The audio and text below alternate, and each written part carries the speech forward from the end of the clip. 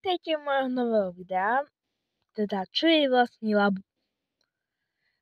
Určite ste v poslednej dobe zastrehli nejaký nový hit Labubu. Vyzerá to ako nejaký škriatok s monččákom. Ale tu nás dostávame k tomu, že vraj to je nejaký diabol a že vraj to je celkom také mystické. A vy už teda ľudia si dávajú na gate, toto sú obaly k tomu.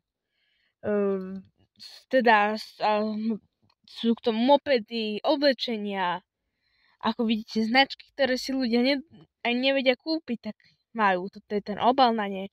Ľudia to nosia na gatiach. Prečo je to vlastne taký ošial? Viac menej každý jeden ošial začal u nejakých celebrity alebo čo. Čiže tu máte rýchle vysvetlenie.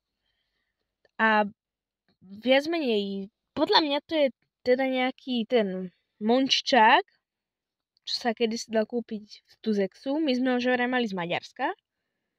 A toto je už Lafufu. Ja by som asi to Lafufu nekupoval, akože, ale mne to príde zbytočné kupovať aj toho Labubu. Ako tu je napísané, je drahý, ale pravý. Lafufu je lacný a podobný, čiže mať to jedno a to isté. Mám tu toto biele kvôli tomu, aby som mal viacej času. Ak nemáte like a odber, prosím vás ho dajte. Tým podporíte moju tvorbu.